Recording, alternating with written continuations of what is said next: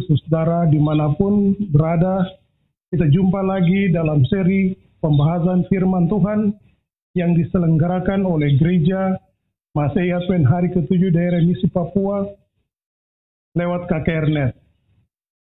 Tentunya kita semua bersyukur kepada Tuhan untuk waktu yang sangat berharga ini, boleh menjadi bagian Bapak, Ibu, saudara semua. Saya juga berterima kasih kepada pimpinan Gereja Advent Hari ke-7 yang telah memberikan kesempatan bagi saya untuk berbicara pada KKR di malam hari ini.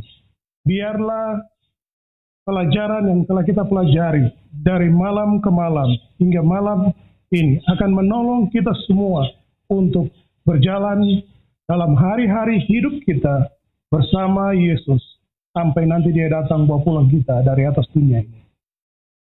Mari kita berdoa sebelum kita belajar lebih banyak tentang firman Tuhan di malam hari ini. Bapa di sorga, kami akan merenungkan firman-Mu. Hadir dan menolong hamba-Mu. Hadir dan menolong semua pendengar di mana saja mereka berada. Untuk mengerti akan pekabaran firman Tuhan yang disampaikan malam ini. Tuhan juga memberkati tim yang ada di studio. Berikan kuasa hikmat untuk mereka boleh mengoperasikan segala sesuatu untuk jalannya KKR pada malam ini. Tuhan memberkati setiap peralatan, biar terjaga terlindung dalam naungan Tuhan. Terpujilah nama-Mu dalam nama Tuhan Yesus. Amin. Tema KKR kita sepanjang tanggal 2 hingga 15 Agustus 2020, Wahyu Yesus Kristus untuk Papua. Malam ini, judul pembicaraan kita adalah Injil Kekal Allah Diberitakan. Kita akan fokus pemberitaan firman Tuhan di malam ini dalam Wahyu pasal 14. Saya sedikit mengantar kita untuk melihat apa sebenarnya kitab Wahyu, tujuan daripada kitab Wahyu. Kitab Wahyu melukiskan intervensi Allah dan pekerjaannya dalam kehidupan umatnya. Dapat memberikan jaminan kemenangan atas mereka. Ini menegaskan bahwa kitab Wahyu tidak ditulis untuk orang-orang yang tidak setia, tapi ditulis untuk umat Allah yang setia, tapi mengalami krisis dalam kehidupan. Saya kutip dari buku Penuntun Pelajaran Nubuatan Kitab Wahyu yang ditulis oleh Blasius Sabin halaman 11. Kenapa saya katakan atau mengutip pernyataan ini tentang Kitab Wahyu ditulis khusus untuk orang-orang yang setia atau umat-umat Allah. Wahyu pasal 1 ayat 10-11, kalau kita baca di sana dalam Wahyu pasal 10 ayat Wahyu pasal 1 ayat 10 hingga ayat 11, dia katakan, pada hari Tuhan aku dikuasai oleh roh dan aku mendengar dari belakangku suatu suara yang nyaring seperti bunyi sangkakala. Di ayat 11 katanya, apa yang engkau lihat, tuliskanlah di dalam sebuah kitab dan kirimlah kepada ketujuh jemaat, Efesus, Smyrna, Pergamus, Tiatira, Sardis, Philadelphia, dan Laodikia. Laodikia adalah jemaat yang hidup di hari-hari terakhir sejarah dunia sampai nanti Yesus datang, yaitu jemaat atau umat di mana masa hidup saudara dan saya. Pelajaran kita untuk 2 malam di belakang kita atau yang sudah dipelajari sebelum malam ini dalam Wahyu pasal 13 menggambarkan persiapan besar untuk krisis terakhir sejarah dunia sebagai pendekatan terakhir dua kuasa, surga dan kekuatan kegelapan dalam penarikan mereka secara intensif. Juga kekuatan 3 serangkai dari setan mencari untuk menipu orang-orang di dunia, menuntun mereka untuk menyembah binatang yang muncul dari laut dan setan. Saya kutip pernyataan ini dari tulisan sebuah buku Revelation of Jesus Christ, Commentary on the Book of Revelation yang ditulis oleh Ranko Stefanovic halaman 435. Itu pelajaran yang kita pelajari 2 malam sebelum malam ini. Malam ini kita akan fokus pada pasal 14 dari kitab Wahyu. Dan saya bagi dalam 3 bagian besar. Memperkenalkan yang pertama, memperkenalkan dan menggambarkan umat sisa yang setia pada akhir zaman. Ayat yang ke-1 hingga ayat yang ke-5. Yang kedua, bagian yang kedua, pemberitaan firman Allah untuk memperingati dunia yang terakhir. Wahyu pasal 14 ayat 6 dan sampai ayat yang ke-13.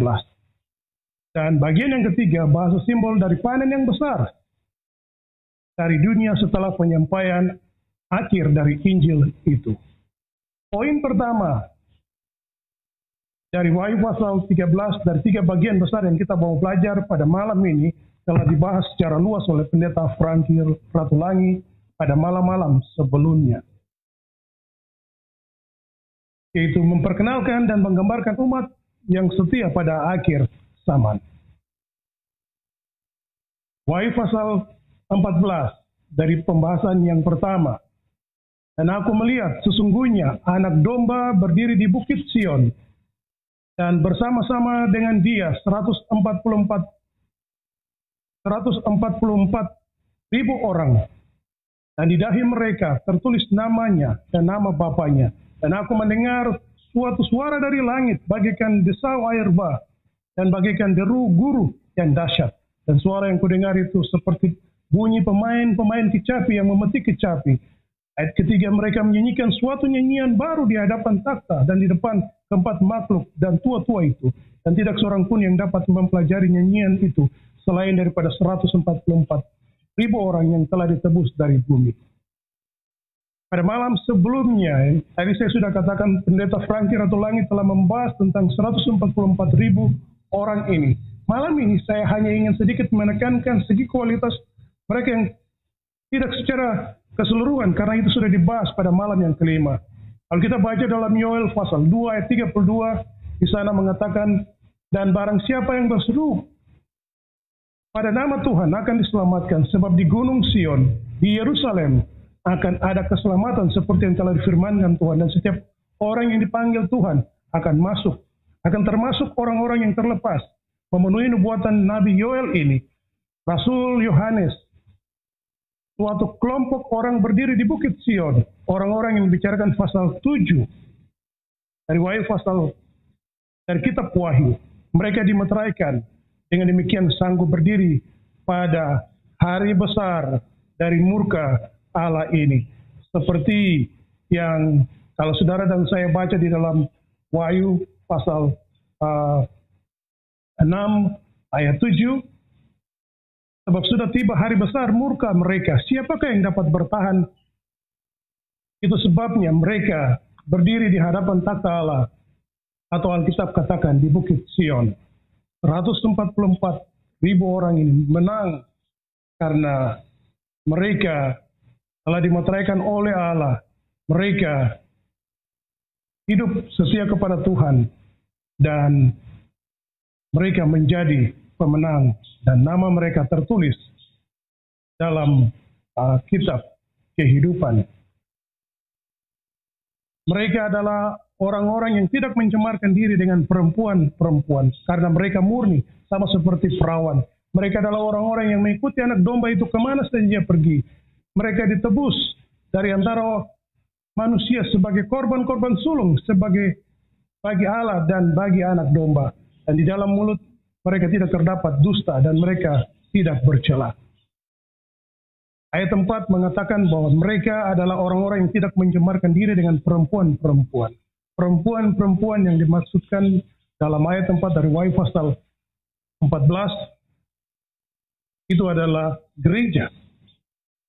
Wahyu pasal 12 ayat 1 dan Wahyu pasal 19 ayat 7 dan 8 juga Wahyu pasal 22 ayat 17 melambangkan umat yang setia. 2 Korintus pasal 11 ayat 2 juga berbicara tentang hal yang sama. Sedangkan dalam Wahyu pasal 17 ayat 17 sampai 18 adalah lambang dari umat yang tidak setia atau gereja yang tidak setia. Seperti yang disebutkan di atas dalam pernyataan Alkitab, mereka tidak mencemarkan diri dengan perempuan. Apa artinya mereka tidak mencemarkan diri dengan perempuan? Seperti yang kita sudah baca di dalam Wahyu pasal 6 tadi, Wahyu pasal 14, bahwa mereka tidak mencemarkan diri dengan perempuan. Artinya mereka tidak berhubungan dengan praktek dan ajaran sesat dari agama palsu. Mereka itu adalah orang-orang suci dan buah sulung dari Allah dan tidak dicemari oleh perempuan sundal. Ayat 4 dalam Wahyu pasal 14 ada pernyataan yang mengatakan bahwa hubungan antara 144.000 dengan Kristus. Ini mengartikan mereka menempatkan hidup mereka di bawah Kristus, menjaga hubungan mereka dengan Kristus dalam praktek kehidupan sehari-hari. Sekalipun mereka mengalami ujian yang berat, tapi mereka menjadi pemenang. Tidak ada seorang pun yang dapat memisahkan mereka dari kasih Kristus dalam kehidupan mereka. Ayat yang kelima dari Wahyu pasal 14, dan dalam mulut mereka tidak terdapat dusta, mereka tidak bercela. Ayat 5 mengatakan mereka tidak bercela. Apa maksudnya? Saya ingin mengajak kita melihat sedikit saja dari hal kualitas dari pernyataan ini. Tidak bercela di sini bukan kesempurnaan moral yang absolut, tetapi kesetiaan, kejujuran mereka kepada Kristus. Supaya kita tidak bercela, seseorang harus berjalan bersama Allah seperti Nuh. Kejadian pasal 6 ayat 9. Hubungan kita dengan Tuhan secara terus-menerus. Jangan ada waktu di mana kita tidak punya hubungan dengan Tuhan dalam kehidupan kita. Kita harus berjalan dengan Tuhan setiap waktu dalam kehidupan masing-masing kita. Kita pindah kepada bagian yang kedua dari pasal 14 yang saya sudah bagi di bagian pertama tadi. Yang kedua adalah pemberitaan firman Allah untuk memperingati dunia yang terakhir. Malam ini kita akan melihat lebih banyak pada bagian yang kedua dari Wahyu pasal 14 ayat 6 hingga ayat yang ke-13. Di sana di ayat 6 dia katakan kepada kita, dan aku melihat seorang malaikat terbang di tengah-tengah langit, dan padanya ada Injil yang kekal untuk diberitakan kepada mereka yang diam di atas bumi, dan kepada semua bangsa, suku, dan bahasa, dan kaum. Dan ia berseru dengan suara nyaring, takutlah akan Allah, dan muliakan dia, karena telah tiba saat penghakimannya. Dan sembahlah dia yang menjadikan langit, dan bumi, dan laut, dan semua mata air. Saudaraku yang dikasihi oleh Tuhan, siapakah sebenarnya malaikat yang dinyatakan dalam Wahyu pasal 14 ayatnya yang ke-6? Apakah itu malaikat yang sesungguhnya? Seorang penulis Kristen, Ellen White, dalam buku Selected Messages, volume 2, chapter 50, halaman 387. Di sana dia mengatakan sebagai berikut. Malaikat tersebut terbang di tengah-tengah langit, menyatakan kepada dunia pekabaran amaran, dan memiliki pengaruh langsung pada orang-orang yang hidup di hari-hari terakhir dari sejarah bumi ini. Tidak ada yang mendengar suara para malaikat, karena mereka adalah lambang dari umat Allah yang bekerja selaras dengan surga, pria dan wanita yang tercerahkan oleh Roh Allah dan disucikan melalui kebenaran, menyatakan 3 pekabaran dalam urutannya. Penulis ini mengatakan kepada kita bahwa mereka adalah lambang dari umat yang bekerja selaras dengan surga.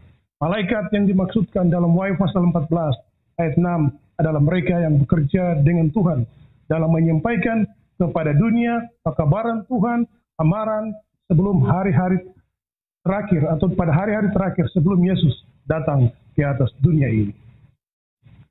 Dalam buku Revelation of Jesus Christ, Commentary on the Book of Revelation yang ditulis oleh Ranko Stefanovic, halaman 435, di sana menyatakan Wahyu 14 menunjukkan aktivitas Allah melalui umatnya yang sisa dan setia, memperingati penduduk dunia bahwa harapan mereka adalah menerima Injil. Injil atau kabar baik. Mereka atau manusia harus menerima, penduduk dunia ini harus menerima kabar baik Injil yang diberitakan itu. Pada pengajaran Yesus tentang peristiwa-peristiwa akhir zaman, Yesus menyatakan satu tanda akhir zaman adalah pemberitaan Injil ke seluruh dunia. Matius 24 ayat 14, dan Injil kerajaan ini akan diberitakan di seluruh dunia menjadi kesaksian bagi semua bangsa. Sesudah itu, barulah tiba kesudahannya. Yesus menegaskan kepada kita bahwa Injil kerajaan akan diberitakan di seluruh dunia. Membenarkan apa yang Wahyu pasal 14 ayat 6 dan 7 bahwa dunia ini harus diamarkan. Para umat-umat Tuhan harus bekerja untuk menyatakan kabar keselamatan, memperingati dunia ini bahwa Tuhan sudah tidak lama lagi akan datang. Dan malam ini pemberitaan firman Tuhan mengingatkan kita, memanggil kita, panggilan Tuhan lewat pekabaran di malam ini. Tuhan memanggil kita untuk datang kepada Dia. Dalam pedoman pendalaman Alkitab Sekolah Sahabat Dewasa tahun 2019 halaman 114 dikatakan, sebelum sejarah dunia ini berakhir, Allah mengirim pekabaran amaran secara simbol melambangkan 3 malaikat yang terbang di angkasa. Kata Yunani untuk malaikat di sini adalah angelos, yang berarti utusan Allah. Itu memberikan kepastian kepada kita bahwa apa yang dikatakan dalam Wahyu pasal 14 ayatnya yang ke-6, malaikat yang dimaksudkan di sini adalah utusan Tuhan, para hamba-hambanya, umatnya yang sementara hidup menantikan Dia. Tuhan panggil untuk memberitakan kabar keselamatan kepada dunia di mana kita sementara hidup, untuk menantikan hari kedatangan Allah, Tuhan Juru Selamat kita. Dalam Alkitab, kata malaikat sering juga menggambarkan orang-orang dalam pelayanan pekerjaan Tuhan. Malaikat 2 ayat 7, Matius pasal 11 ayat 10. Bukti-bukti dari kitab Wahyu menunjukkan bahwa 3 malaikat itu melambangkan umat Allah yang dipercayakan dengan pekabaran akhir zaman untuk diberitakan ke seluruh dunia. Mari kita buka di dalam Wahyu pasal 14 ayat 7. Di sana dikatakan bahwa dan Ia berseru dengan suara nyaring, takutlah akan Allah dan muliakan Dia, karena telah tiba saat penghakimannya, dan sembahlah Dia yang menjadikan langit dan bumi dan laut dan semua mata air. Pekabaran malaikat pertama dalam ayat 7. Malaikat digambarkan di sini sedang memandangkan pekabaran itu dengan suara nyaring. Apa maksud?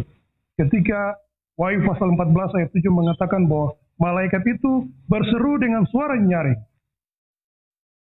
itu mengartikan bahwa pekabaran sangat penting, mendesak, itu harus didengar oleh semua orang, sebab hal itu menyangkut nasib mereka yang kekal. Kabar itu diberitakan ke seluruh bangsa, suku, bahasa, dan kaum. Ini merupakan hal yang sangat penting, mengingat fakta bahwa pada akhir zaman, binatang akan menggunakan kekuatannya yang didelegasikan oleh iblis atas setiap suku, bahasa, dan bangsa. Dalam Wahyu pasal 13 ayat 7, itu sudah kita belajar pada 2 malam sebelum malam ini. Saat penipuan mengglobal, demikian juga pengabaran Injil di akhir zaman harus disampaikan secara global juga di atas dunia ini. Itu sebabnya Wahyu pasal 14 ayat 7 mengatakan bahwa malaikat itu berseru dengan suara nyaring. Itu mendesak, pekabaran menyangkut nasib setiap manusia. Itu sebabnya, itu penting, kita perlu dengarkan pekabaran di malam ini. Karena itu sangat mendesak, harus didengar oleh semua orang. Hal itu menyangkut nasib mereka yang kekal. Tuhan mau kita mendengarkan pekabaran malam ini, karena itu menyangkut nasib kekal kita. Apa yang harus kita buat sementara kita menunggu Dia datang untuk bawa pulang kita dari dunia ini. Wahyu pasal 14 ayat 7. Dan Ia berseru dengan suara nyaring, takutlah akan Allah dan muliakanlah Dia, karena telah tiba saat penghakimannya, dan sembahlah Dia yang menjadikan langit dan bumi dan laut dan semua mata air. Wahyu pasal 11 ayat 18, semua bangsa telah marah, tapi amarahmu telah datang dan saat bagi orang-orang mati untuk dihakimi, memberi upah kepada hamba-hambamu, nabi orang kudus, dan kepada mereka yang takut akan namamu, kepada orang-orang kecil dan orang-orang besar, membinasakan barang siapa yang membinasakan bumi.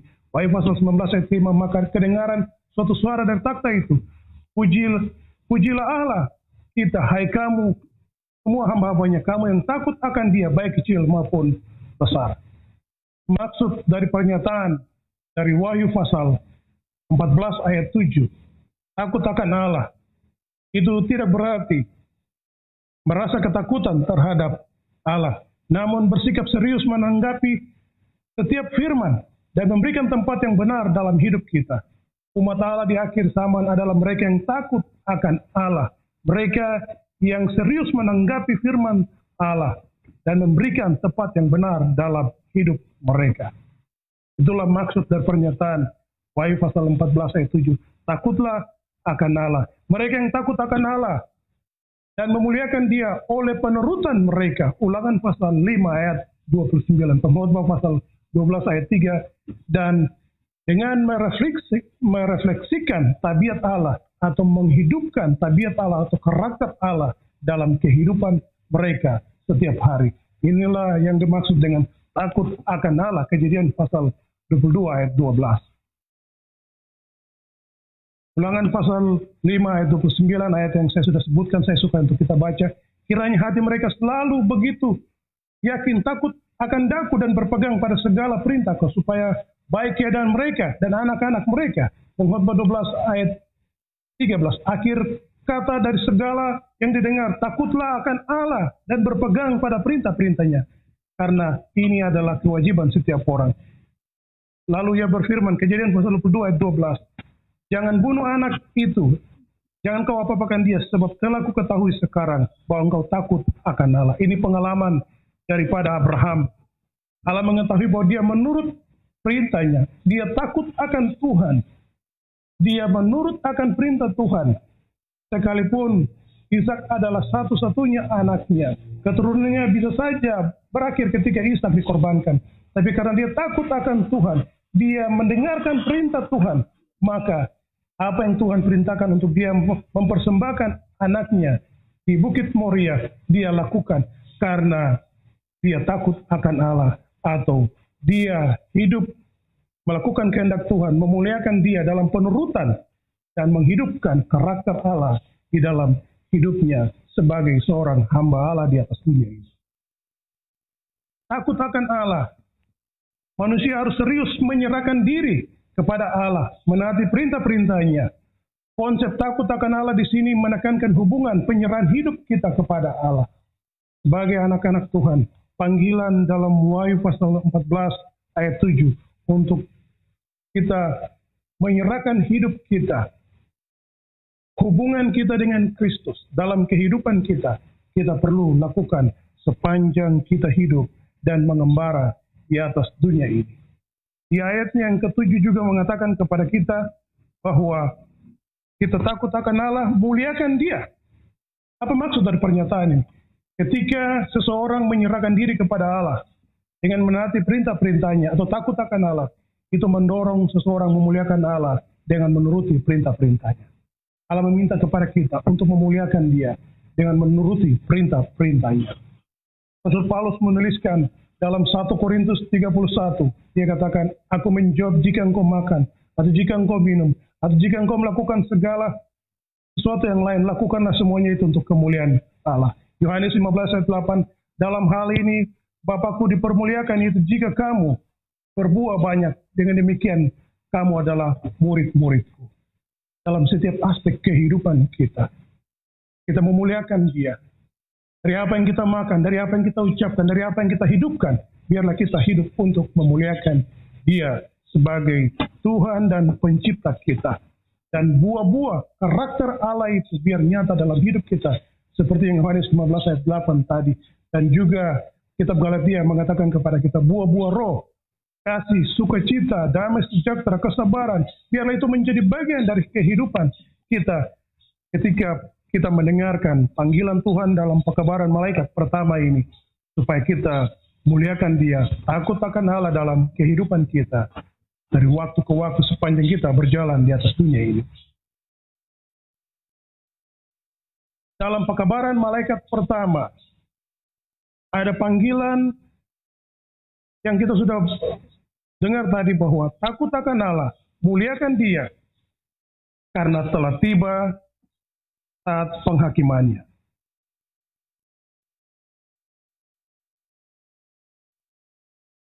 Apakah maksud penghakiman? Penghakiman itu dimulai saat Injil sedang diberitakan. Ini dikenal sebagai penghakiman pra-Advent, sebelum kedatangan Yesus kedua kali. Nasib kekal setiap umat manusia ditentukan dalam penghakiman ini. Wahyu pasal 22 ayat 11. Saat kita menjalani penghakiman, kita harus takut akan Allah yang memberi kita keselamatan, kelepasan, dan kehidupan abadi. Allah dalam firman-Nya pada malam ini, saudaraku, di mana saja Anda berada, sementara mengingatkan kepada kita, Dia sementara bekerja untuk keselamatan masing-masing kita dalam kerajaan surga. Dalam penghakiman untuk menentukan apakah saya dan saudara layak pulang ke surga, ataukah kita akan mendapatkan bagian dalam penghukuman dengan orang-orang yang tidak percaya kepada Dia. 1 Petrus 4 ayat 17. Karena sekarang telah tiba saat penghakiman dimulai, dan pada rumah Allah sendiri harus pertama-tama dihakimi. Jika penghakiman itu dimulai pada kita, bagaimana kesudahan dengan mereka yang tidak percaya pada Injil? Malam ini kabar baik sementara disampaikan kepada kita. Injil itu sementara diberitakan kepada saudara dan saya. Yesus sementara bekerja di surga untuk keselamatan kita. Dia panggil kita untuk takut akan Dia, muliakan Dia dalam kehidupan kita. Sementara kita hidup di atas dunia ini, dalam setiap aspek hidup kita, kita harus berjalan bersama-sama dengan Dia, mengikuti kehendak-Nya dalam kehidupan kita, mengikuti rencananya, dan memuliakan Dia dalam kehidupan kita. Penghakiman dalam Wahyu 14 adalah bagian dari Injil. Bagi mereka yang berada dalam hubungan yang benar dengan Allah, penghakiman adalah kabar baik. Kenapa? Itu berarti pembenaran, itu berarti keselamatan, dan itu berarti kebebasan. Tetapi itu merupakan kabar buruk bagi umat yang tidak setia. Pekabaran tentang datangnya penghakiman adalah sebuah panggilan bagi mereka untuk kembali kepada Allah dan bertobat. Bagi Allah, Dia tidak menginginkan seseorang pun binasa, tapi supaya setiap orang dapat bertobat.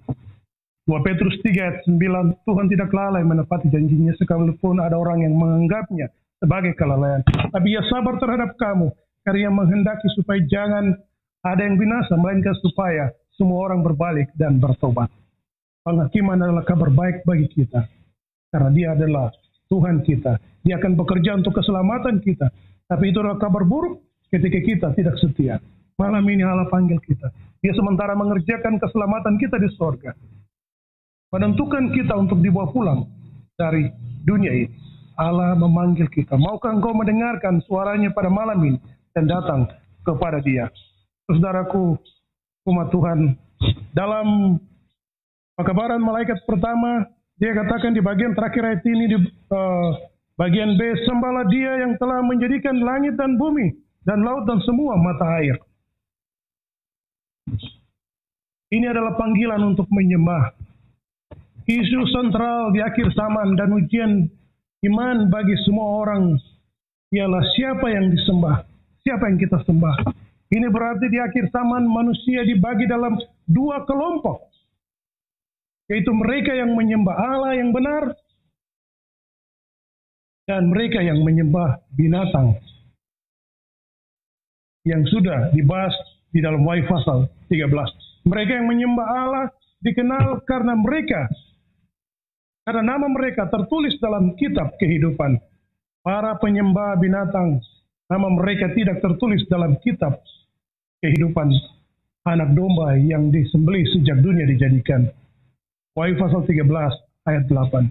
Jika penyembahan adalah isu sentral dalam peperangan terakhir, maka Allah mengutus hamba-Nya menyampaikan Injil dan memanggil penduduk dunia agar menjadikan Allah sebagai satu-satunya objek penyembahan. Wahyu pasal 14 ayat 7. Kita harus menyembah Allah.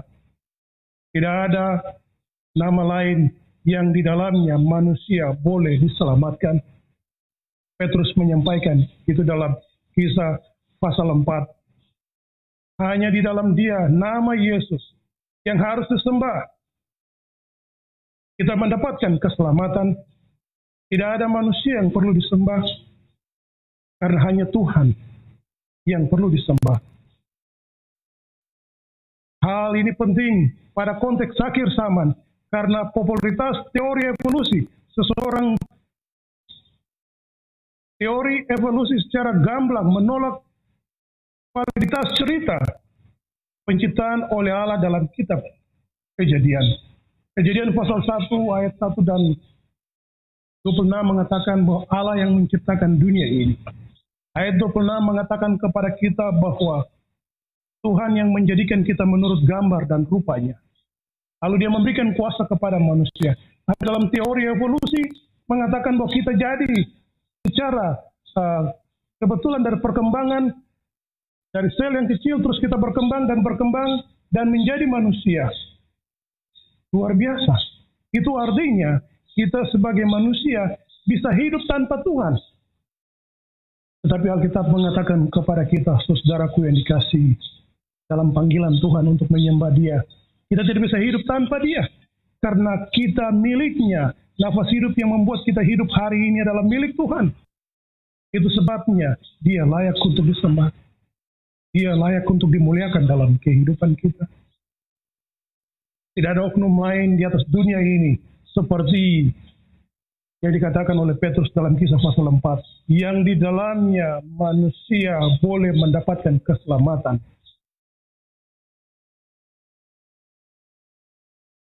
Perintah dari 10 hukum memelihara hari Sabat, karena 6 hari lamanya Tuhan menjadikan langit dan bumi, laut dan segala isinya. Keluaran pasal 20 ayat 11. Memiliki persamaan dan isi antara hukum keempat dan pekabaran malaikat pertama. Panggilan untuk menyembah Allah diberikan dalam konteks perintah untuk memelihara hari Sabat atau hukum yang keempat. Panggilan untuk mendengar Injil di akhir zaman adalah panggilan untuk menyembah Allah dalam konteks perintah untuk memelihara hari Sabat. Jadi hari Sabat menjadi bagian integral dari isu pertentangan di akhir zaman. Saudara dan saya yang sudah pelihara hari Sabat, kita perlu memelihara hari Sabat dengan benar, menjaganya dengan benar dalam kehidupan kita. Kadangkala kita tidak menjaga dengan baik dalam pemeliharaan hari Sabat. Kadangkala kita menerima Sabat terlambat, tapi kita menutupnya lebih cepat dalam kehidupan kita. Dan malam ini juga saya mau mengajak saudara yang ada di rumah dan di mana saja engkau berada. Panggilan Tuhan untuk engkau menyembah Dia adalah menyembah Dia pada hari Sabat. Kejadian pasal 2 ayat 1, demikian diselesaikannya langit dan bumi dan segala isinya ketika Allah pada hari ke-7 telah menyelesaikan pekerjaan yang dibuatnya itu. Berhentilah Ia pada hari ke-7 dari segala pekerjaan yang dibuatnya itu. Lalu Allah memberkati hari ke-7 dan menguruskannya. Pada hari itulah Ia berhenti dari segala pekerjaan penciptaan yang telah dibuatnya. Hari ke-7 setelah menjadikan dunia ini manusia, Allah berhenti. Allah berkati, Allah kuduskan. Allah asingkan hari ini untuk manusia, supaya manusia menyembah Dia, karena Dia adalah satu-satunya oknum yang layak disembah di semesta alam ini. Juga saudara dan saya yang hidup di planet ini. Sabat, hari yang Allah telah tentukan. Hari ke-7. Di dalam Kamus Besar Bahasa Indonesia mengatakan kepada kita bahwa hari Minggu adalah hari pertama dalam pekan. Senin hari kedua dalam minggu atau pekan. Selasa hari ketiga dalam pekan atau minggu. Rabu hari keempat dalam minggu. Saudara boleh buka di Kamus Bahasa Indonesia, baik yang dalam bentuk buku ataupun di handphone saudara. Saudara bisa menemukan bukti ini. Dan dia katakan hari Jumat adalah hari ke-6. Di hari ke-6 setelah menyelesaikan segala pekerjaan penciptaan, Dia pada hari ke-7. Kamus Bahasa Indonesia mengatakan Sabtu, hari ke-7 dalam pekan. Allah berhenti, Allah berkati, dan Allah kuduskan. Saudaraku yang dikasih, Allah panggil kita untuk pelihara hari Sabat di hari-hari terakhir dalam sejarah kehidupan kita di atas dunia ini. Sebelum Dia datang, Dia mau kita menyembah Dia pada hari Sabat.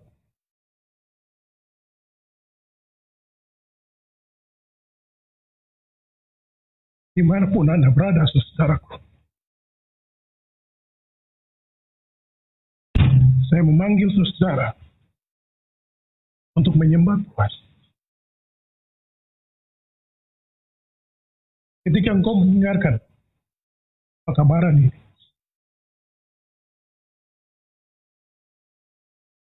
jangan tunda. Minta maaf, saudara. Jangan tunda untuk datang kepada Tuhan. Karena nasib kehidupan saudara dan saya ditentukan oleh Dia. Apakah kita akan hidup untuk selama-lamanya, ataukah hidup kita akan berakhir dan kita akan binasa? Yohanes pasal 3 ayat 16 memberikan pernyataan penting bagi saudara dan saya. Kasih-Nya begitu besar bagi kehidupan kita. Dia panggil kita malam ini. Saudaraku yang dikasihi, datang menyembah Dia. Memelihara hari Sabat yang Dia telah asingkan sejak penciptaan sampai nanti kepada dunia yang baru. Manusia terus menyembah kepada Dia. Yesaya mengatakan kepada kita, Nabi Yesaya mengatakan kepada kita bahwa sama seperti langit yang baru dan bumi yang baru yang Kujadikan itu, maka seluruh umat manusia akan datang sujud menyembah kepada Tuhan. Allah memanggil masing-masing kita.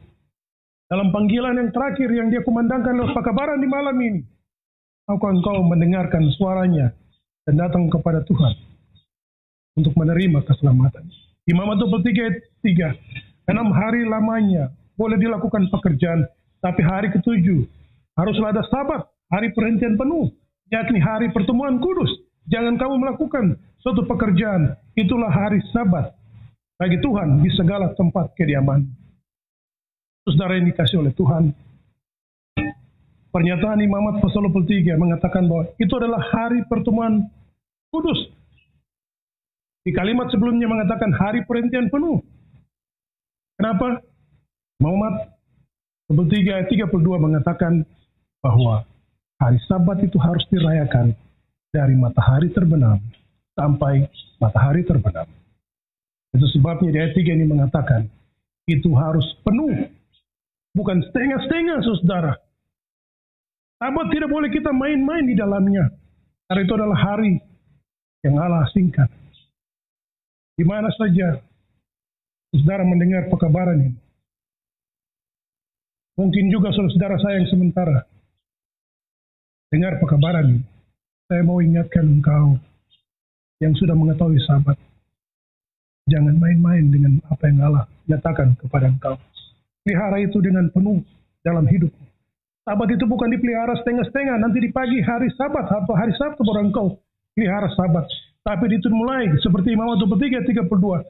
Dari matahari terbenam sampai matahari terbenam. Itu adalah Sabat. Dan inilah panggilan Tuhan buat kita yang hidup. Dalam sejarah manusia, di hari-hari terakhir sebelum Yesus datang untuk bawa pulang kita dari atas dunia ini. Di ayatnya yang ke-8 dari Wahyu pasal 14. Dan seorang malaikat yang lain, malaikat yang kedua menyusul dan berkata, sudah rubuh Babel, kota besar itu, yang telah memabukkan segala bangsa dengan anggur hawa nafsu cabulnya. Pekabaran malaikat kedua berfokus pada kejatuhan atau kehancuran Babel. Pekabaran malaikat kedua memberi penekanan pada konsekuensi dari penolakan dan ketidakpercayaan pada panggilan Allah. Kita telah mengikuti tadi di pekabaran malaikat pertama. Allah panggil kita untuk menyembah Dia. Dan kita menyembah Dia pada hari Sabat. Ketika kita menolak, pekabaran malaikat kedua memberikan peringatan kepada kita. Ada konsekuensi dari penolakan dan ketidakpercayaan pada panggilan Allah ketika kita menolaknya. Pembangunan Menara Babel adalah untuk menentang rencana Allah sebagai pencipta. Allah memerintah manusia untuk menyebar ke seluruh dunia, memenuhi bumi, dengan keturunannya, tetapi di Babel mereka membangun menara dengan tujuan agar mereka tinggal bersama.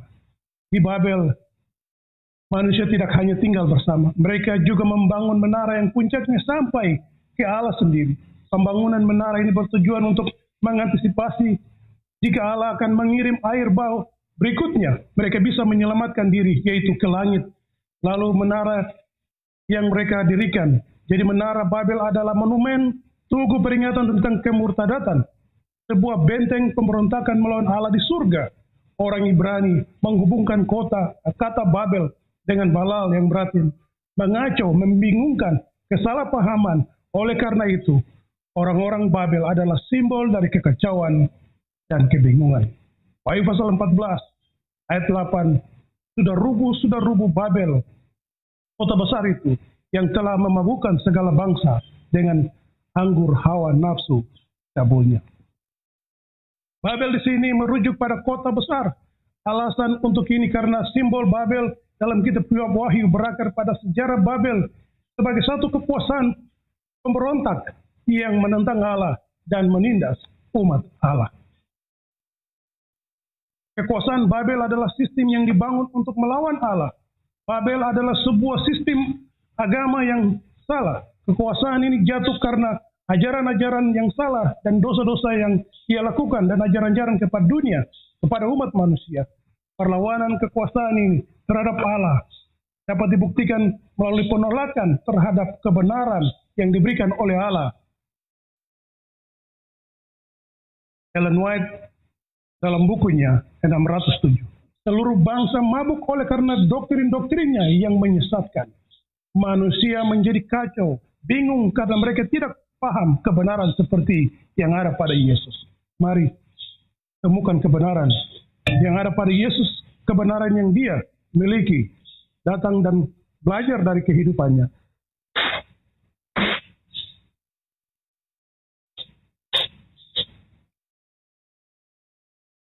Tuhan memanggil kita supaya kita tidak terpengaruh oleh ajaran-ajaran yang tidak sesuai dengan apa yang Yesus ajarkan kepada kita.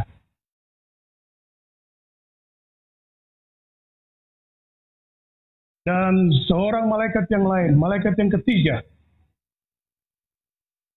menyusul mereka dan berkata dengan suara nyaring, jikalau seorang menyembah binatang dan patungnya itu, dan menerima tanda pada dahinya dan pada tangannya, maka ia akan minum dari anggur murka Allah yang disediakan tanpa campuran dalam cawan murkanya, dan ia akan disiksa dengan api dan belerang di depan mata malaikat-malaikat kudus dan di depan mata anak domba. Wahyu pasal 14 ayat 9 dan 10.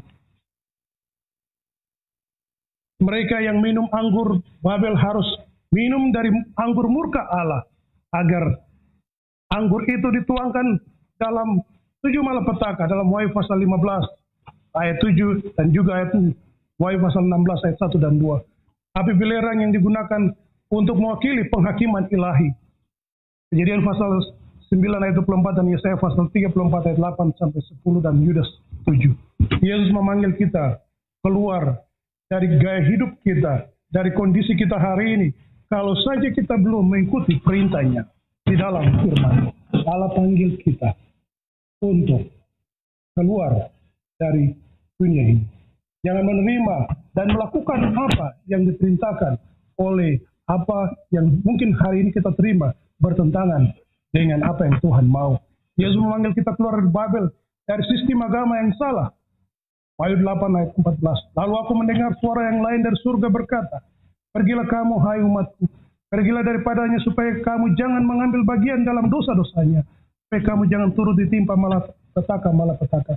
Tuhan memanggil kita untuk menyembah Dia pada hari Sabat, hari ke-7, hari Sabtu. Jangan tunda untuk datang pada Tuhan selagi Dia masih bekerja di sorga.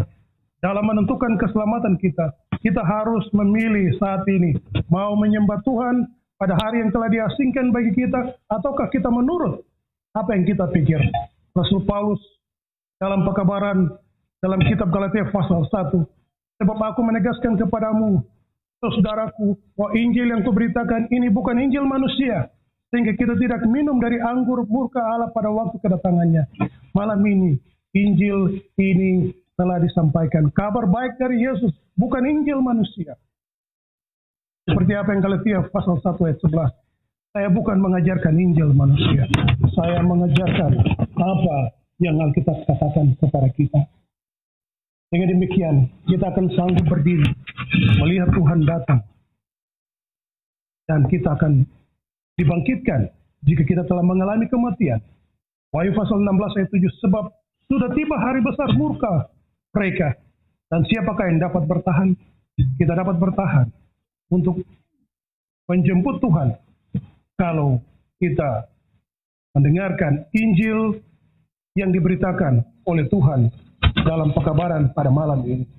Injil yang saya bawakan adalah Injil yang dari Tuhan. Galatia pasal 1 ayat 11, jangan kita mengikuti Injil manusia, tapi Injil dari Yesus Kristus dalam kehidupan kita. Pilihan kita harus buat di malam hari ini. Mereka akan mengalami kematian kekal jika menolak akan panggilan Tuhan untuk mengikuti kabar baik Injil yang disampaikan, untuk menyembah Tuhan. Pada kedatangannya yang kedua kali, mereka yang telah menerima panggilan terakhir kepada Injil kekal akan hidup untuk selama-lamanya. Namun mereka yang tidak menerima Injil yang disampaikan oleh Yohanes dan juga diberitakan pada malam ini akan menderita kematian yang kekal. Wahyu 14 ayat 17 hingga ayat yang ke-20. Saudaraku yang dikasihi oleh Tuhan, pekabaran pada malam ini, setelah panggilan Tuhan dalam pekabaran malaikat pertama, malaikat yang kedua, pekabaran malaikat yang ketiga,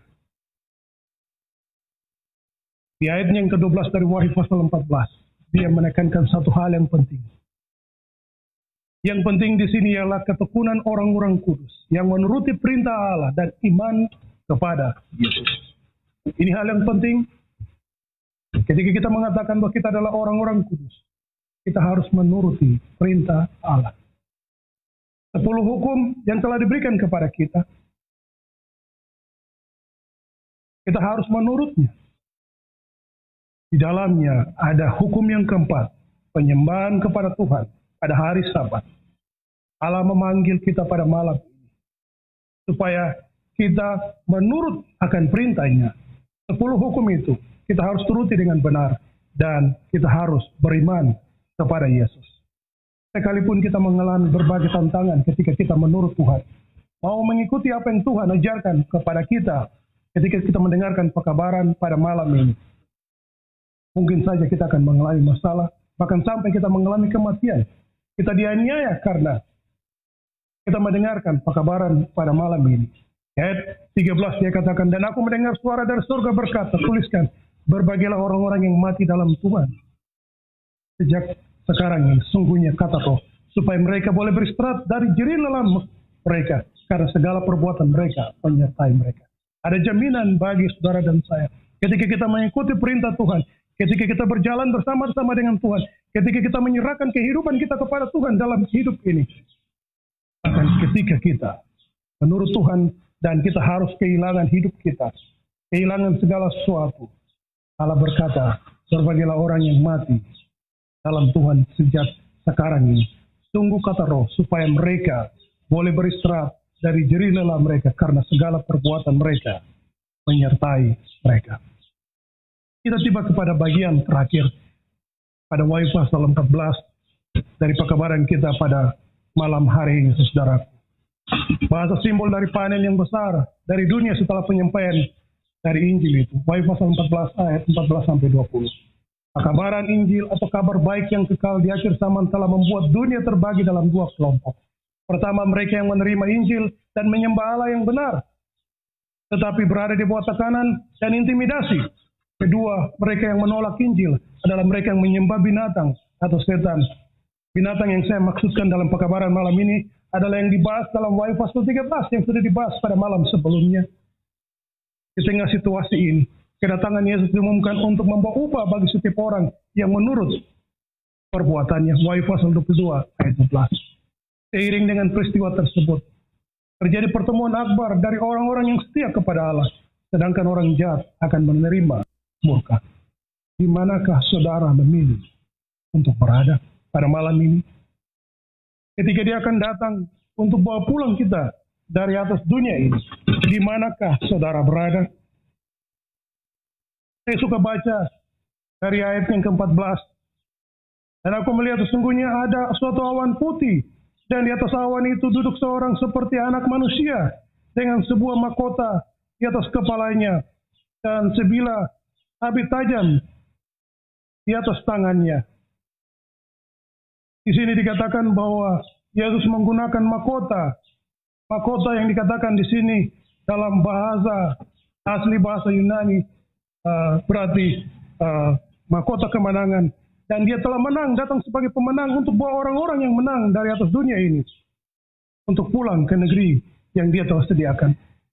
Maukah engkau berada pada posisi di mana yang Yesus telah tentukan, yaitu mau menyelamatkan dunia ini, ataukah saudara memilih untuk membelakangi Tuhan dalam perjalanan hidupmu? Di manakah engkau memilih? Wahyu pasal 2 ayat 10. Hendaklah engkau setia sampai mati, dan aku akan mengaruniakan kepadamu mahkota kehidupan. Maukah engkau setia kepada Allah yang telah menciptakan engkau? Maukah engkau setia memuliakan Dia di dalam hidupmu? Maukah engkau setia menurut perintah-perintahnya? Sembahlah Dia yang telah menjadikan langit dan bumi. Ini berkaitan dengan penyembahan kepada Allah pada hari Sabat. Maukah engkau menurut perintah-perintahnya dalam hidupmu? Hendaklah engkau setia sampai mati, dan aku akan mengaruniakan kepadamu mahkota kehidupan. Allah panggil kita untuk menyembah Dia, bukan berdasarkan Injil manusia, tetapi berdasarkan Injil yang Rasul Yohanes tuliskan dan kita belajar pada malam ini. Maukah engkau memilih untuk berada pada posisi ini? Tuhan berkati kita. Tuhan menolong kita untuk membuat keputusan yang benar pada malam ini. Karena Allah sementara memanggil saudara dan saya untuk membuat keputusan yang benar. Datang kepada Dia. Datang menyerahkan kehidupan kita kepada Dia. Yang adalah pencipta kita. Yang akan datang bawa pulang saudara dan saya dari dunia ini. Dalam hidupnya. Dalam kehidupan yang Dia telah sediakan. Tuhan memberkati kita semua. Tuhan menolong kita dengan pekabaran yang kita telah dengarkan. Untuk kita membuat keputusan. Di manakah posisi kita? Di manakah kita berada? Dengan demikian, kita akan berada atau membuat keputusan yang benar, yaitu berjalan, mengikuti Tuhan, berserah sepenuhnya dalam perjalanan kita, sambil menantikan hari kedatangan Tuhan. Mari kita berdoa. Tuhan Bapa di sorga, malam ini kami telah belajar tentang firman-Mu dalam Wahyu pasal 14. Meteraikan apa yang sudah kami belajar dalam kehidupan kami, dan sanggupkan kami untuk memutuskan yang benar, sehingga kami hidup setia kepada Engkau. Kami yang sudah mengetahui hari Sabat, biarlah kami menjaganya dengan benar sepanjang hari-hari hidup kami. Kami yang dengar malam ini pekabaran tentang panggilan Tuhan untuk menyembah Engkau, biarlah kami datang kepadamu dan mengikuti perintah-Mu dalam hidup kami. Bukan mengikuti Injil manusia, tapi Injil dari Yesus Kristus, yang telah menciptakan kami, yang telah menebus kami, yang memelihara kami, bahkan akan datang untuk bawa pulang kami dari dunia. Berkati umat Tuhan, para pendengar di mana saja berada, untuk terus tetap setia kepada Tuhan, mau mengikuti perintah-perintah-Mu dalam kehidupan masing-masing mereka. Tuhan berkati pekerjaan mereka, Tuhan berkati hari-hari kehidupan mereka, rencana dan masa depan mereka. Lebih daripada itu, pelihara mereka untuk membuat pilihan yang tepat, untuk jalan dengan Tuhan sampai hari Engkau datang. Tuhan menghadapkan wajahnya kepada kamu. Tuhan menyinari hidupmu dengan kemuliaan-Nya. Kasih karunia dari Allah Bapa, damai sejahtera Tuhan Yesus Kristus dan persekutuan Allah Roh Kudus menyertai memberkati kamu semua, mulai malam ini sampai nanti Maranatha tiba, dalam nama Tuhan Yesus. Amin.